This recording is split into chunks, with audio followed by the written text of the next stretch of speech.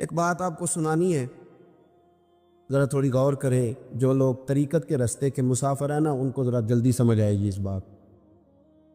بابا فرید الدین گنج شکر رحمۃ اللہ تعالیٰ علیہ کے ایک مرید تھے، حضرت جمال الدین ہانسوی۔ بابا صاحب کو مرید سے بڑا پیار ہو گیا۔ وہ ہانسا کے رہنے والے بابا صاحب پاک پتن کے، تو وہ بیچارے اکیلے بھائی تھے، والد بھی فوت ہو گیا تو ماں بوڑھی تھی۔ بابا صاحب نے ان سے کہا کہ تو پاک پتن آ جا۔ کہنے لگے حضور ماں نہیں اجازت دیتی، اگر آپ کہتے ہیں تو آ جاتا ہوں۔ تو بابا صاحب فرمانے لگے اگر نبی پاک نے اویس کرنی کو بلایا ہوتا تو میں بھی تجھے بلا لیتا، لیکن نبی کریم علیہ السلام نے انہیں نہیں بلایا تو لہذا میں تجھے بھی نہیں بلاتا۔ لیکن پیار بڑا تھا تو بابا صاحب کہنے لگے چل تو پاک پتن نہیں آتا تو میں تو تیرے گاؤں آ سکتا ہوں۔ 3 سال بابا جی مرید کی خاطر اس کے گاؤں میں چلے گئے۔ ان بھی پیٹو جاندے نے مرید کی خاطر، پر مرید پجاروں والا ہونا چاہیے۔ غریب ہوتے پھر انہوں نے راہ اوکھا لگتا ہے، پھر مشکل ہوتا ہے۔ چلے جاتے ہیں آپ بھی، چلے جاتے ماڑا ہے تو انہوں کہنا ہے تو جمعراتی آئی سویرے 8 بجے، ہاں تو کدھر آگے؟ تگڑا ہے تو انہوں کہنے نے تو بڑی لیٹ آیا، تو تے راتی خواب وچ بھی آیا سویرے۔ خدا بندہ یہ تیرے سادہ دل بندے کدھر جائیں؟ فقر بھی عیاری ہے، شہنشاہی بھی عیاری۔ میرے بھائی سنیں، بابا صاحب نا 3 سال مرید کے ہاں چلے گئے۔ 3 سال ہانسا میں آپ نے قیام فرمایا، 3 سال۔ والدہ تو ان کی جلدی انتقال کر گئی، لیکن بابا صاحب وہیں رہ گئے۔ تو وہ حضرت جمال الدین بڑے خوبصورت تھے، بڑے پیارے تھے، ویسے بھی ادائیں بڑی اچھی تھی ان کی، عالم فاضل۔ حضرت خواجہ بہاؤالدین زکریا ملتانی ایک دفعہ پاک پتن آئے بابا فرید صاحب کو ملنے، تو انہیں جمال الدین ہانسوی پسند آ گئے۔ انہوں نے ملتان جا کے بابا فرید کو خط لکھا کہ میرے سارے مرید اور خلفاء لے لے، پر اپنا جمال الدین مجھے دے دے۔ تو بابا صاحب نے جواب میں ایک کی جملہ کا اور بڑا شاندار کہا، کہنے لگے بہاؤالدین حد کرتے ہو، کبھی کسی نے اپنا جمال بھی کسی کو دیا ہے؟ وہ تو میرا جمال ہے، یہ بھی کبھی کسی نے کسی کو دیا ہے؟ اللہ اکبر۔ انہوں نے نا کوئی روحانی کشش ڈالی حضرت جمال الدین ہانسوی کے دل۔ تو بابا صاحب اسباق پڑھا رہے تھے شاگردوں کو، تو حضرت جمال الدین ہانسوی آ گئے، آ کے کہنے لگے حضور میں نے ملتان جانا ہے۔ بابا صاحب نے فرمایا کوئی کام ہے، کوئی مجبوری ہے، کوئی رشتہ داری ہے؟ سمجھ گئے بابا فرید صاحب کے معاملہ پیچھے سے گڑبڑ ہو گیا، کیا مسئلہ ہے؟ کہنے لگے حضور میں نے حضرت بہاؤالدین زکریا سے ملنا۔ محبت میں شراکت داری نہیں قبول ہوتی نا، باقی معافیاں مل جاتی ہیں، شراکت داری کی کوئی معافی یہ تو نے کیوں کی؟ شریک تو نے کیسے بنا لی؟ ایک در پھڑیے تے محکم پھڑیے تے ایک دے ہو کے مریے، یہ تو نے کیا کیا؟ فرمانے لگے اچھا بہاؤالدین زکریا سے ملنا ہے؟ کہا ہاں۔ پیار بڑا تھا بابا صاحب کا خواجہ بہاؤالدین زکریا سے، محبت بڑی تھی۔ فرمایا اچھا میں تیری خاطر یہاں آیا ہوں اور تو نے کوئی قدر ہی نہیں ڈالی، تو کہتے آگے جانا ہے، جا اب تو اسی کے پاس جائے گا۔ حضرت جمال الدین ہانسوی کہتے ہیں میں نکل آیا پر سینے کا نور سارا رخصت ہو، نہ میں ملتان جا سکا اور نہ میں بابا صاحب کا رہ سکا۔ 3 سال ہو گئے معافیاں مانگتے۔ پر بابا صاحب نے فرمایا یار میں تیری خاطر بڑھاپے میں یہاں آیا اور تو نے سوچا ہی نہیں، تو نے قدر ہی نہیں ڈالی، تو نے یہ کیا کیا میرے ساتھ؟ ایک تاجر آیا کرتا تھا بابا فرید صاحب سے ملنے سال کے بعد، وہ آیا تو اس نے لوگوں سے پوچھا کہ وہ کدھر ہے جمال الدین جس سے سلام لے کے بابا صاحب سے لوگ ملتے تھے، جو رستہ تھا بابا صاحب کی طرف جانے کا؟ کہا وہ تو روڑی کے ڈھیر پہ بیٹھے۔ وہ ملنے گئے اور جب جا کے ملے نا حضرت جمال الدین سے تو وہ رو پڑے۔ کہا کیا ہوا؟ کہنے لگے بس ہوا یہ کہ میں اس کی قدر نہیں ڈال سکا، جو قدر مجھے کرنی چاہیے تھی نا یار کی، میں وہ قدر کر سکا، میں قدر نہیں کر سکا، یہ مجھے سزا ملی۔ کہا ان سے کہنا معاف کر دے۔ وہ تاجر بڑا پیارا تھا، بابا صاحب رات کو پیر دبا رہا تھا وہ تاجر بابا صاحب کے، اس کا خیال تھا لوگ سارے جائیں گے تو بات کروں گا، پیر دباتے دباتے ساری دنیا چلی گئی، وہ بیٹھا رہا۔ بابا صاحب بولے، فرمانے لگے جاتا کیوں نہیں؟ جمال الدین کی بات کرنی ہے، جمال الدین کا ذکر کرنا ہے، چل کر۔ تو کہا حضور اب دیکھا نہیں جاتا، مہربانی فرمائیں۔ فرمایا یار اس نے دیکھ میرے ساتھ کیا کیا ہے، میں علاقہ چھوڑ کے یہاں آیا اس کی خاطر، اور وہ کہتا ہے میں نے آگے جانا ہے، اس نے توجہ ہی نہیں کی، اس نے میری محبت کو سمجھا ہی نہیں۔ فرمایا اسے کہنا میں اسے بھولا نہیں، میں روز اس کے لیے دعا کرتا ہوں۔ جا تو کہتا ہے تو اسے لے آ، حضرت جمال الدین ہانسوی جب آئے نا، اللہ والے پھر بھی سامنے والے پہ الزام نہیں ڈالتے. جب آئے نا تو کمزور ہو گئے تھے، وجود کمزور ہو گیا، آنکھیں باہر نکل آئیں. تو حضرت بابا صاحب انہیں دیکھ کے نا انہیں پھر بھی کچھ نہیں کہا. کہنے لگے فرید الدین، اپنے آپ کو ہی مخاطب، فرید الدین یہ تو نے کیا کیا؟ کوئی اپنے جمال کا اس طرح کا حال بھی کرتا ہے. ان کو جب معافی ملی تو وہ رو پڑے، کہنے لگے حضور میرے لیے دعا کریں، اب میں رضا میں ہی پردہ کر دوں. ان کا انتقال ہوا اور بابا صاحب نے خود جنازہ پڑھایا. سنو بخاری شریف، سنو بخاری، صحیح بخاری. حضرت عمر فاروق رضی اللہ تعالیٰ عنہ فرماتے میں تورات پڑھ رہا تھا. نبی پاک علیہ السلام مسجد نبوی میں آئے تو میں تورات پڑھ رہا تھا، تورات. حضور نے آتے پوچھا عمر کیا کر رہے ہو؟ یا رسول اللہ صلی اللہ علیہ وسلم تورات پڑھ رہا ہوں جو حضرت موسیٰ علیہ السلام پہ نازل ہوئی، اللہ کی کتاب. نبی کریم علیہ السلام، حضرت عمر کہتے ہیں کبھی مجھ سے ناراض نہیں ہوئے، پر آج حضور ناراض ہو گئے. چہرے پہ جلال آیا اور محبوب کریم نے فرمایا عمر مجھے اللہ کی عزت کی قسم، اگر آج حضرت موسیٰ حیات ظاہری میں ہوتے تو میرا کلمہ پڑھ کے میری فرما برداری کر، اور تو ان کی کتاب پڑھ رہا ہے، ان کی کتاب. مسلمان کو کسی اور طرف نکلنے کی اجازت، یہاں تو گھر میں بھوک ہو نا تو بندہ پڑوسی کے گھر سالن لینے جائے، اور اگر ہر چیز تجھے اپنے گھر ملے، ہر خیر تجھے ملے، پھر تو دائیں بائیں کیوں جائے؟ کس لیے جائے؟ تھوڑا سا اپنے اندر استقامت پیدا کریں، دین کی تہذیب کو بچائیں. رحمت اللہ علیہ درویش تھے دلی کے، بہت سارے لوگ مرید تھے. ایک بڑا خدمت گزار مرید تھا، مزدوری کرتا تھا، غریب تھا، تو 6 بیٹیاں تھیں اس کی. حضرت صاحب کے پاس روز آ کے کہتا حضور بچیوں کے لیے دعا کرے، اللہ کوئی اسباب پیدا کر دے. ایک بچی کی شادی کا خرچہ 1000 دینار ہے اور میں غریب. وہ حضرت صاحب دعا کر دیتے. خانقاہ شریف کے تھوڑے ہی فاصلے پر حضرت جہاں بیٹھ کے مریدوں کی تربیت کرتے تھے، اس سے تھوڑا ہی فاصلے پر نا ایک عیسائی رہتا تھا، بڑا مالدار تھا، بڑی سارے اونٹ، گائیں، بھیڑ، بکریاں رکھی ہوئی تھی، اور حضرت شریف الدین رحمت اللہ علیہ کی بڑی مخالفت کرتا تھا. اور یہ جو آپ کا غریب مرید تھا یہ اس کا پڑوسی تھا. ایک دن بلا کے نا ان کو کہنے لگا کہ تو کدھر جا کے جو ہے وہ ٹکرے مار رہا ہے، وہاں سے کچھ نہیں ملنے والا. وہ تجھے کیا دیں گے جن کی خانقاہ خود چندے پہ چلتی ہے، مدرسہ چندے پہ چلتا ہے، مسجد چندے پہ چلتی ہے، تیری بیٹی کا معاملہ کہاں حل ہوگا؟ اس درویش نے کہا کہ تو میرے پیر کو نہیں جانتا، تو مجھے میرا محبوب نہیں ڈٹھا، تو پتہ نہیں نا، تو اس رستے کا مسافر نہیں، تو نہیں جانتا. ان کا بس چلے نا تو وہ ہر قیمت میں میری بیٹیوں کی شادی کرا دے. اب وہ عیسائی تھا، کہنے لگا اچھا چلو ٹھیک ہے، اگر اتنی بات ہے نا تو جاؤ ان سے جا کے کہہ دو کہ 6 سال کے لیے میرے ساتھ معاہدہ کر لیں، وہ میرے جانوروں کو چارہ ڈال دیا کرے، 6 سال ڈیوٹی کرے، میں 6000 دینار دے دیتا. وہ میرے ساتھ 6 سال میرے جانوروں کو چارہ ڈالے رکھتے ہیں نا، ہم چارہ ڈالنے کے لیے ایڈوانس پیسے دے کے. اب تو لوگ انہیں بھی غلام ہی بنا لیتے ہیں، بڑی تھوڑی تنخواہ دیتے ہیں، ظلم کرتے ہیں، پورا معاوضہ نہیں دیتے. حضرت شیخ شرف الدین کے بارے میں وہ کہنے لگا جب اپنے پیر سے جا کے کہہ کہ میرے جانوروں کو 6 سال چارہ ڈالے، میں 6000 دے دیتا ہوں، تو جو کہتا ہے ہر قیمت پہ جانے کو تیار. اس نے جب یہ بات کی تو مرید نے ناراض ہو گیا، وہ لڑائی ہو گئی، گربان پکڑ لیا، جھگڑا ہوا، بات بڑی دور گئی. اس طرح کی بات کرتا میرے حضرت کے بارے میں، تیرے جیسے کہیں میں وہاں کام پہ رکھا دوں. جب وہ بڑی بحث ہوئی، بات محلے میں، علاقے میں پھیل گئی، دنیا نے سن لی، تو شیخ شرف الدین تک بھی پہنچ گئی. اس طرح جھگڑا ہوا ہے. لوگ سو گئے عشاء کی نماز کے بعد. حضرت صاحب نے نا سر پہ کپڑا لیا، اس عیسائی کے دروازے پہ دستک دی. وہ باہر آیا، فرمانے لگے لوگ تو سوچ سمجھ کے ملازم رکھتے ہیں، تو نے بھی تو سوچ ہی لیا ہوگا، تبھی تو مجھے آفر کی ہے. تو اپنی آفر پہ قائم ہے؟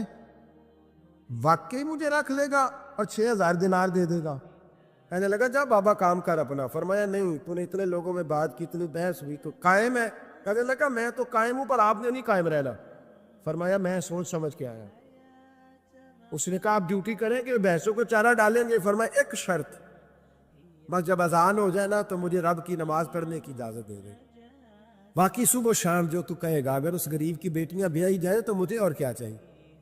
اس کی 6 بیٹیوں کا بوجھ ہے اس کے سر پہ، تو مجھے رکھ لے. اللہ اکبر. وہ کہنے لگا چلے پہ میرے ساتھ خط بندگی کر لے. آج کل ہم اس کام کرتے ہیں، اس زمانے میں خط بندگی ہوتا تھا، غلامی کا خط. قاضی شہر کے پاس، یعنی اس کا خیال تھا کہ چلو اس کام کی بات کروں گا تو بھاگ جائیں گے۔ فرمایا چل میں تیار ہوں۔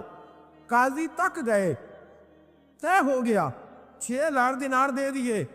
حضرت نے مرید کو بلایا، فرمایا پتر یہ لے جا میری بیٹیوں کو روانہ کر دے۔ کہنے لگا حضور یہ کیا کر رہے ہو آپ، کچھ سوچے؟ فرمایا یار جب تجھے بیٹا بنا لیا تو پھر میری پوتیاں تو لگتی ہیں نا، میرا حق تو بنتا ہے نا، جا کے ڈیوٹی کر، ان کو بیاہ دے۔ بات پھیل گئی، بادشاہ بھی عقیدت مند تھا، وہ 12,000 دینار لے کے پہنچا۔ کیا بتاؤ ان رب کے بندوں کا دل کیسا ہوتا ہے، کیا درد ہوتا ہے، کیا رنگ۔ 12,000 دینار لے کے بادشاہ آیا اور آ کے حضرت کو پیش کیے کہ حضور آپ دیں اس عیسائی کو ڈبل دیں اور جائے کام کریں۔ آپ فرمانے لگے تو پیسے دے، شرطیں نہ لگا، میرا جہاں دل کرے گا میں خرچ کروں گا، مجھے تو مزہ ہی اب آنے لگا ہے، ابھی تو لطف آ رہا ہے، ابھی تو ذائقہ آیا ہے کچھ کرنے کا، پیسے دینے ہیں تو دے، پابندی نہ لگا، جہاں میرا دل کرے گا میں۔ اس نے کہا حضور ٹھیک ہے رکھ لے۔ حضرت نے فجر مسجد میں پڑھی، جیب میں 12,000 دینار تھے، اعلان فرمایا بھی کسی اور کی بیٹی بھی بیٹھی ہے تو پیسے میرے پاس ہے۔ وہ 12,000 دینار بھی بانٹ دیا، اور 12,000 دینار بانٹ کے نا تو پھر چلے گئے کھیت میں چارہ کاٹنے۔ اس عیسائی کو کسی نے بتلایا کہ ان کے پاس تو 12,000 آیا ہے پر تجھ سے جان نہیں چھڑائی انہوں نے، وعدہ یہ ہوا تھا کہ 6 دیں گے تو جائیں گے، جب تک دیں گے نہیں تیرے گھر میں کام کریں گے۔ وہ نا چارہ کاٹ رہے تھے، حضرت صاحب تو وہاں پہنچ گیا، دور جا کے کھڑا ہو گیا، کہنے لگا بابا پہلے تو میں نے مسلمانوں کے اخلاق سنے تھے، اب تو میں نے دیکھ بھی لیے، پر یہ بتا جب 12,000 آیا تھا جان کیوں نہیں چھڑائی؟ تو حضرت چارہ کاٹتے کاٹتے رو پڑے، فرمانے لگے تو نہیں نہ جانتا یہ بیٹیاں سانجھی ہوتی ہیں، پتہ نہیں نا، میرے رسول پاک نے تو حاتم تائی کی بیٹی کے سر پہ کپڑا رکھ کے کہا تھا بیٹیاں برابر ہوتی ہیں، تو یہ نہیں پتا جب اس کی 6 بیٹیوں کی شادی ہوئی ہے میرے اندر روحانیت کتنی بڑی ہے۔ فرمایا پھر 12,000 آیا ہے تو 2-4 بچیاں پھر گئی ہیں، یہ نہیں پتا میں اندر سے راضی کتنا ہوں، میں تیری نوکری کرتا رہوں گا، پتہ نہیں اللہ کتنی بیٹیوں کو بیاہ دے گا۔ اتنا رویا وہ عیسائی کے پیروں میں بیٹھ گیا، کہنے لگا بابا میں نے تیری مخالفت کی ہے پر تیرے قریب آ کے پتہ چلا ہے تو بہت اونچے اخلاق کا مالک ہے، اور اگر تیرا یہ مقام ہے تو تجھے اخلاق سکھانے والے محمد عربی کی شان کتنی ہے گی۔ امام مالک کے پاس ایک بندہ آیا، اس نے کہا حضور میں درزی ہوں، ایک ظالم بادشاہ مجھ سے کپڑے سلواتا ہے، میں تو ظالموں کا مددگار نہیں نا، ایک ظالم بادشاہ مجھ سے، حضور میں تو مددگار نہیں نا ظالموں کا، جو فرمایا ظالموں کا مددگار بھی ظالم ہوتا ہے، تو کپڑے لے کے آتا ہے میں سی کے دے دیتا ہوں، ذمہ داری نہیں، یہ ایک آدمی دکاندار ہے، اس سے کوئی بندہ چیز خریدنے آئے گا تو تھوڑی کہے گا میں نے نہیں دے دی، تو دے گا۔ کوئی بندہ اگر کسی شخص سے کوئی کام کہتا ہے جو اس کی فیلڈ ہے، اس کا شعبہ ہے، اس کا معاش کا وہ سلسلہ ہے، کہتے یا رسول اللہ صلی اللہ علیہ وسلم ظالموں کا مددگار بھی ظالم، حضور نے فرما دیا۔ تو امام مالک سے بندے نے مسئلہ پوچھا، دل کی تختی پہ لکھنے والی باتیں ہیں، کہا حضور میں درزی ہوں، ظالم کپڑے سلواتے، میں تو مددگار نہیں نا۔ امام صاحب کہنے لگے نہیں، مددگار تو وہ ہوگا جو تجھے سوئی دھاگا فراہم کرے گا، تو پورے کپڑے سی کے دیتا ہے، تو خود بہت بڑا ظالم، تو پورے سوٹ سی کے دیتا ہے، تو بہت بڑا ظالم خود ہے۔ مددگار تو وہ ہوگا جو تجھے دھاگا دے گا، جو تجھے بٹن دے گا، جو تجھے نلکی دے گا، جو ظالم سے اتنی نفرت ظلم کر کے بندہ ہے۔ یہاں تو ہمارے زمانے میں ہیرو بن جاتے ہیں لوگ، ظالم ہیرو ہے، لوگ اس سے ڈرتے پھرتے گھومتے پھرتے، اور بہت سارے کم مزاج لوگ اس کے پیچھے ہاتھ باندھ کے پھرتے ہیں۔ ظالموں کی مدد کرنا، ظالموں کے ساتھ رہنا، یہ ظلم ہے، ظلم، یہ زیادتی ہے۔ میرے نبی پاک صلی اللہ تعالی علیہ وآلہ وسلم نے ارشاد فرمایا، یاد رکھو رب فرماتا ہے میں مظلوم کی مدد ضرور کروں گا، چاہے جلدی کروں چاہے دیر سے کروں، میں مظلوم کی مدد۔ اور حضور صلی اللہ علیہ وسلم نے فرمایا ہے، حضرت معاذ بن جبل کہتے ہیں حضور نے مجھے یمن کا گورنر بنایا، جب میں جانے لگا نا تو حضور نے بڑی نصیحتیں کی، بخاری میں موجود ہے، فرماتے جب میں پلٹنے لگا تو میرے رسول نے فرمایا معاذ ایک منٹ ٹھہر جا، ایک بات میری یاد رکھنا، اس کو نہ بھولنا۔ کہا حضور کیا؟ فرمایا دیکھنا کسی پہ ظلم نہ کر بیٹھنا، کہیں تجھ سے زیادتی نہ ہو جائے۔ محبوبہ پھر حضور نے فرمایا سن میرے معاذ، میں تجھے گورنر بنا رہا ہوں، زیادتی نہ کر بیٹھنا، یا رسول اللہ صلی اللہ علیہ وسلم کیا ہوتا ہے؟ تو میرے کریم نے فرمایا جب مظلوم دعا کے لیے ہاتھ اٹھاتا ہے تو عرش کا مالک کہتا ہے فرشتوں پیچھے ہٹ جاؤ. عرش کا مالک کہتا ہے فرشتوں پیچھے ہٹ جاؤ، دروازے کھول دو. فرمایا مظلوم اور رب کے درمیان شے حائل کوئی نہیں.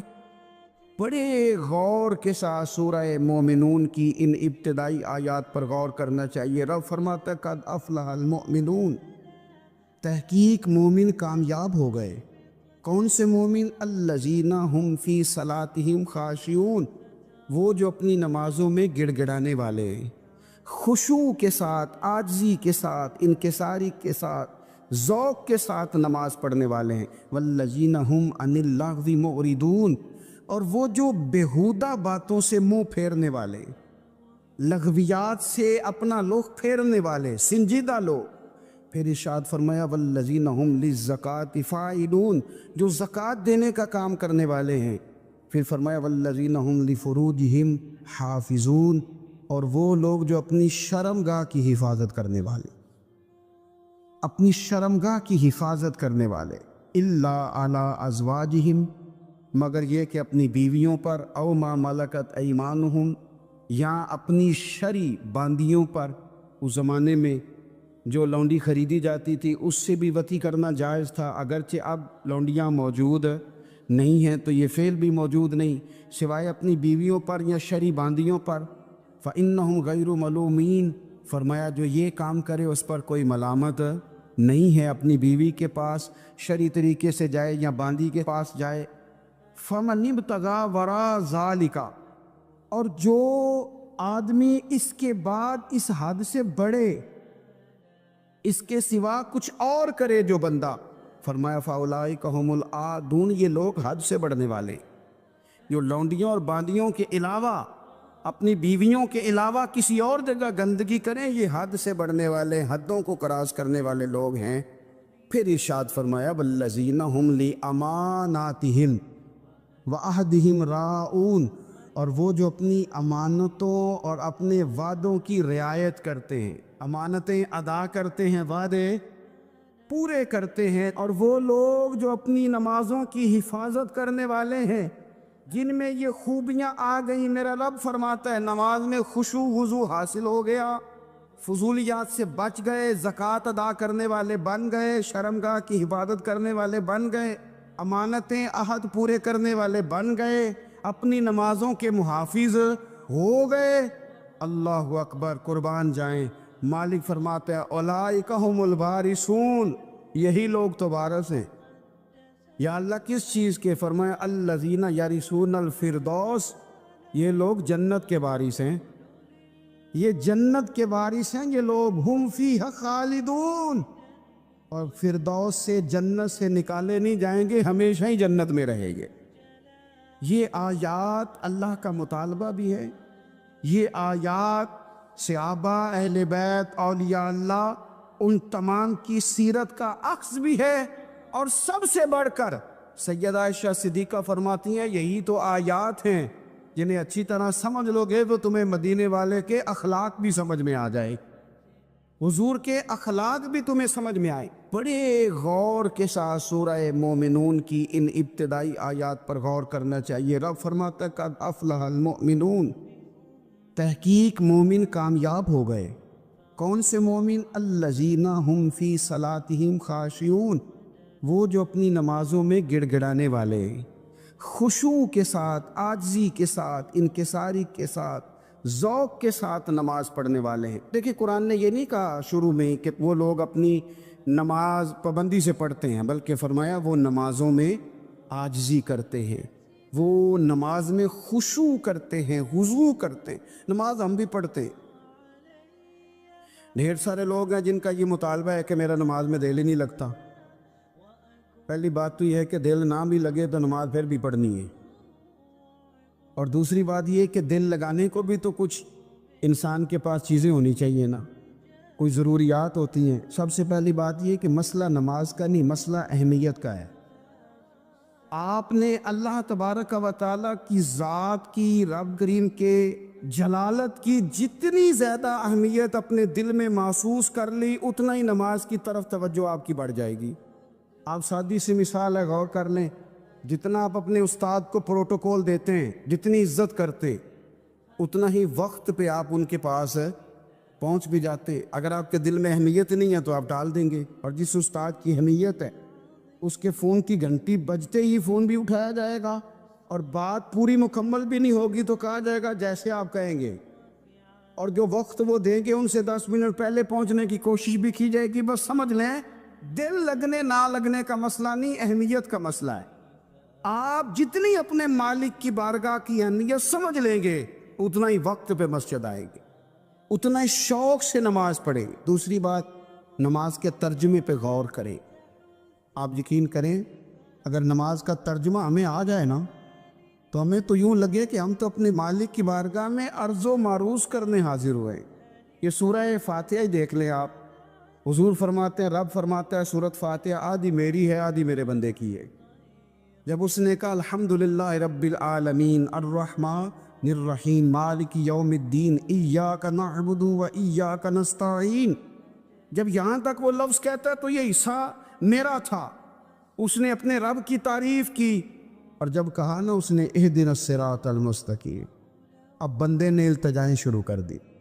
اس نے کہا کہ مالک بھی تو ہے، رحمان بھی تو ہے، رحیم بھی تو ہے، عبادت بھی تیری کرتے ہیں تو مدد بھی تو تجھی سے مانگنی ہے نا، اب مہربانی فرمانا اہدنا الصراط المستقیم، ہمیں سیدھا راستہ دکھا دے، صراط الذین انعمت علیہم، ان لوگوں کا راستہ دکھانا جن پر تو نے انعام کیا ہے، غیر المغضوب علیہم ولا الضالین، ان کے راستے پہ نہ چلانا جن پر تیرا غضب ہوا، جو گمراہ ہو گئے ان کے راستے۔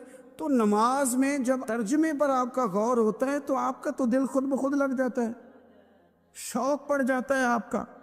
تو اتنی چیزیں ہم زندگی میں یاد کرتے ہیں، تو اگر ترجمہ بھی نماز کا یاد کر لیں اور پھر شوق سے پڑھیں تو آپ یقین کریں طبیعت کھینچی چلی آئے گی۔ ہمارے ہاں کچھ لوگ نماز پڑھتے ہیں پر بڑی لاپرواہی سے پڑھتے ہیں، کبھی ادھر دیکھتے ہیں کبھی ادھر دیکھتے ہیں، کبھی بال سہلاتے ہیں، اور میں نے دیکھا ہے سجدے جا رہے ہیں تو سیانے سیانے بندے کبھی کپڑے کو چھیڑ رہے ہیں کبھی جگہ کو چھیڑ رہے ہیں۔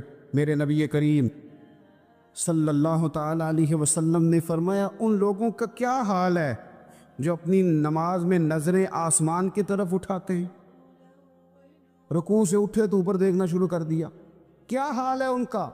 اور پھر حضور نے ایک موقع پر تو سختی فرمائی، فرمایا جو نماز پڑھتے اپنی نظریں آسمان کی طرف اٹھاتا ہے وہ باز آ جائے، ورنہ ایسا نہ ہو کہ رب اس کی آنکھیں ہی چھین لے، وہ باز آ جائے اس کام سے۔ خشوع کے ساتھ نماز پڑھے، عاجزی کے ساتھ نماز پڑھے، اس کا دل لگا ہوا ہو نماز کے اندر۔ میرے نبی پاک صلی اللہ تعالیٰ علیہ وآلہ وسلم کے غلام حضرت انس بن مالک رضی اللہ تعالیٰ عنہ فرماتے کہ رسول پاک صلی اللہ علیہ وسلم نے مجھ سے فرمایا تھا کہ بیٹے نماز میں ادھر ادھر دیکھنے سے بچو، کیونکہ فرمایا نماز میں ادھر ادھر توجہ کرنا یہ بندے کو ہلاک کر دیتا ہے، ہلاکت ہے اس میں۔ اگر تم نے ادھر ادھر توجہ کی، نماز تم مالک کی بارگاہ میں کھڑے ہو اور تم دیکھ ادھر ادھر رہے ہو، تو ایک تو نماز عاجزی کے ساتھ۔ پھر فرمایا والذین ہم عن اللغو معرضون، وہ لوگ جو فضول باتوں سے، لغویات سے اپنا منہ پھیر لیتے ہیں، فضولیات سے۔ ہمارے ہاں نا بہت سارے لوگ ایسے ہیں کہ بلا وجہ ان چیزوں میں دلچسپی لیتے ہیں جو ان کے مطلب کی نہیں ہے، ان کے مطلب کی مطلب آپ کسی سے ملنے کہتے کیا حال ہے، ٹھیک ہے جی، بچوں کا کیا حال ہے، ٹھیک ہے، بچے کتنے ہیں؟ تو بھئی آپ کو جب پتہ ہی نہیں تھا کتنے ہیں تو حال کیوں پوچھا آپ نے؟ آپ کرتے کیا ہیں؟ آپ کا بڑا بھائی کیا کرتا ہے، چھوٹا بھائی کیا کرتا ہے، ابا جی کیا کرتے ہیں؟ بھئی آپ کے مطلب کی بات نہیں، آپ مطلب کی مقصد کی بات کریں، بے مقصد باتوں میں الجھنے کی ضرورت نہیں ہے۔ دیکھیں اپنا ادارہ میں چلاتا ہوں، اپنا گھر آپ چلاتے، اپنی ڈیوٹی آپ کرتے، آپ کو زیادہ بہتر پتہ ہے کہ آپ اپنا گھر کیسے چلا رہے ہیں، مجھے زیادہ بہتر پتہ ہے کہ میں مدرسہ مسجد، مجھے زیادہ بہتر پتہ ہے اس کے اندر کون سی اصطلاح کس طرح کرنی ہے، یہ مجھ سے زیادہ بہتر کوئی بندہ جانتا نہیں۔ اب ہم کیا کرتے ہیں، جب ہم دوسرے کے کام میں مداخلت کرتے ہیں تو دو نقصان ہوتے ہیں، ایک تو اس کے ساتھ ہمارا رائے کا اختلاف ہو جاتا ہے، اور دوسرا ہمارے اپنے بہت سارے کام رہ جاتے ہیں، کیونکہ ہماری توجہ ہی دوسرے کی جانب تھی، اپنے بڑے سارے کام رہ جاتے۔ اس لیے بہت ساری ایسی چیزیں ہیں جن میں بلا وجہ کوئی مقصد نہیں. ہم پرانے لوگوں سے باتیں سنا کرتے تھے, ہمارے بزرگ کہا کرتے تھے جڑے پنڈ جانا نہیں, جڑے پنڈ جانا نہیں وہ راہ پوچھنے دی کی لغویات میں نہ الجھے, فضولیات میں نہ الجھے, یعنی ٹو میں رہنا, ٹو میں. آپ یقین کریں میں نے پرسنلی طور پہ اس چیز کو محسوس کیا ہے کہ ہمارے بہت سارے اہم حقوق صرف اس لیے مس ہوتے ہیں کہ ہماری اپنے سے زیادہ توجہ سامنے والے پہ ہوتے, سامنے والے. میں نے دیکھا بڑے بڑے عجیب سوال اور بڑے بڑے انوکھے سوال, مطلب یہ کہ اتنی لمبی چوڑی, اور لوگوں کو بڑا پتہ ہوتا ہے یہ فلاں آدمی جو ہے اس کے بچے کتنے ہیں, وہ بیاہ کہاں پہ, کس کس علاقے میں ان کی شادیاں ہوئی ہیں. اتنی تفصیلات کی ہمیں ضرورت نہیں ہے, ہم سے تو ہمارے بارے میں پوچھا جائے. تو ہمیں اپنا معاملہ بڑا صاف ستھرا. دیکھیں کیا سونی بات کی مدینے والے رسول, قربان جائیں حضور کے جملوں پر. ایک شخص نے پوچھا حضور سونا اسلام کون سا ہے, خوبصورت مسلمان کون ہے؟ تو نبی پاک صلی اللہ علیہ وسلم نے فرمایا وہ خوبصورت مسلمان ہے جو بات اس کے مقصد کی نہیں, بے معنی ہے وہ بات وہ چھوڑ دے. بے مقصد باتوں سے الجھنا جو بندہ چھوڑ دے وہ مسلمان بڑا سونا مسلمان ہے. ہم کمزور اس لیے ہوتے ہیں کہ ہماری توجہ زیادہ دوسروں کی باتوں پر پڑتی ہے. پھر فرمایا والذین هم للزکاۃ فاعلون, وہ لوگ جو زکوٰۃ دینے کا کام کرتے ہیں, صدقات کرتے ہیں, خیرات کرتے ہیں, وہ کامیاب ہو جاتے. پھر فرمایا والذین هم لفروجہم حافظون, وہ جو اپنی شرمگاہ کی حفاظت کرتے ہیں. نوجوان میری بات پر توجہ کریں. فرمایا وہ لوگ جو اپنی شرمگاہ کی, والذین هم لفروجہم حافظون, وہ لوگ جو اپنی شرمگاہ کی حفاظت کرتے. حضور غوث پاک رضی اللہ تعالیٰ عنہ فرمایا کرتے تھے دو چیزیں انسان اپنی سنبھال لینا, ایک پیٹ اور ایک شرمگاہ. تو فرماتے تھے ولایت اس کے بڑی قریب آ جاتی. ہم نہ ان لذات میں الجھ جاتے. سیانے سیانے بندے روٹی کمر سیدھی کرنے کے لیے کھانی چاہیے, زبان کے ذائقے کے لیے نہیں کھانی چاہیے. یہ زبان کا ذائقہ لگ جائے یہ کہیں کا نہیں چھوڑتا انسان. اپنی شرمگاہ کی جو لوگ حفاظت کر لیتے, کوئی بڑے سے بڑا گناہ کرنے سے بھی بندہ کافر نہیں ہوتا, بندہ کفر کرنے سے کافر ہوتا ہے. گناہ بڑے سے بڑا کرنے والا بھی گناہ گار ہے, کافر نہیں. کہ بعض گناہ ایسے ہیں جو جس وقت بندہ کر رہا ہوتا ہے اس وقت وہ مومن نہیں ہوتا. میرے نبی کریم صلی اللہ تعالیٰ علیہ وسلم نے فرمایا جب کوئی شرابی شراب پیتا ہے اس وقت مومن نہیں ہوتا. جب کوئی چور چوری کرتا ہے تو اس وقت مومن نہیں ہوتا, اور جب کوئی زانی زنا کرتا ہے تو تب وہ مومن نہیں ہوتا. اتنی دیر کے لیے اس کے دل سے ایمان نکال لیا جاتا ہے. یہ جو ہمارے لڑکے بن سنور کے نکلتے ہیں, یہ جو میک اپ کا خرچہ لڑکیوں کے برابر لڑکوں کا ہوتا جا رہا ہے, یہ جو لڑکے بھی رات کو چہرے پر کریم لگا کر کے سوتے, یہ بتا سکتے ہیں کہ مقاصد کیا ہے؟ بتا سکتے ہیں؟ یعنی بچے بھی بغیر شیمپو کے بال نہیں دھوتے. مثلا کیا کرنا ہے آپ نے اس کا, بڑی بڑی قیمتی چیزیں جو ہیں وہ آپ نے رکھی ہوئی ہیں, مقصد کیا ہے؟ یہ جو ہمارے بچے بن سنور کے نکل رہے ہیں تو کیا دعوت دے رہے ہیں سوسائٹی کو؟ شارٹ نکرے پہن کے جو نکلے ہوئے, اریاں لباس پہن کے نکلے ہوئے. اقبال نے کہا تھا دیار مشرق ہوس میں غلطاں, شباب اریاں شراب اسیاں, جسے بھی دیکھو غری کے اسیاں. ہم ایسی تہذیب کیا کریں گے؟ شباب اریاں, تم نے اپنی جوانی ننگی کر ڈالی ہے ساری معاذ اللہ. کن مقاصد کے لیے؟ میں وہ اعداد و شمار بتا نہیں سکتا. ہمارے ہاں گاند سستا ہو گیا ہے, لوگوں نے گناہ تک پہنچنا آسان بنا دیا ہے. آپ دیکھ لیں گندگی دروازے پہ اور گند موبائل میں. کیسے بچائیں ان بچوں کو, کیا کریں؟ کلیجے پھٹتے. ابھی باتیں سوچتے ہیں تو سوچتے ہیں آنے والی نسل کو کہاں لے جائیں, کہاں چھپائیں, کیا ایسا کرے کہ یہ بچ جائیں. خدا را قربان جائیں حضرت عثمان غنی پر. مصنف ابن ابی شیبہ میں صحابہ فرماتے حضرت عثمان غنی نا بڑے مالدار تھے. مال آتا ہے تو لوگ عیاش نہیں ہو جاتے. مال آتا ہے تو لوگوں کی خواہشات بہت بڑھ نہیں جاتی. بڑے مالدار تھے, مالدار بھی تھے اور سونے بھی بڑے تھے. حضرت اسامہ بن زیاد کہتے ہیں میں نے زندگی میں اتنا سونا بندہ نہیں دیکھا جتنے حضرت عثمان غنی خوبصورت تھے. پیسہ بھی, حسن بھی, لیکن فرماتے ہیں کہ حضرت عثمان غنی سب سے بڑھ کر اپنی شرمگاہ کی حفاظت کرنے والے اور سب سے بڑھ کر صلہ رحمی کرنے والے, رشتہ داروں سے اچھا سلوک کرنے والے, حیا والے, شرم والے, پاکیزگی والے. آپ کا ذہن ہے, آپ صبح اٹھتے ہی ذہن بنا لیں کہ میں نے آج اتنا سبق پڑھنا ہے, آج اتنی تفسیر دیکھنی ہے, اتنی عبادت کرنی ہے, فلانی نعت میں نے دیکھنی ہے, فلاں خیر کا کام کرنا ہے, فلاں آدمی کے ساتھ نیکی کرنی ہے. صبح ذہن بنا لیں, آپ کا ذہن وہی کام کرنے لگے گا. لیکن اگر صبح اٹھتے ہی ذہن میں گندگی ہے, رات کو سوتے ہی معاذ اللہ ذہن میں وسوسے ہیں, تو سارا دن وہی چکی چلے گی, وہی انداز رہے گا. تھوڑا سا آپ کو اس کی نگرانی کرنی ہے, تھوڑا سا.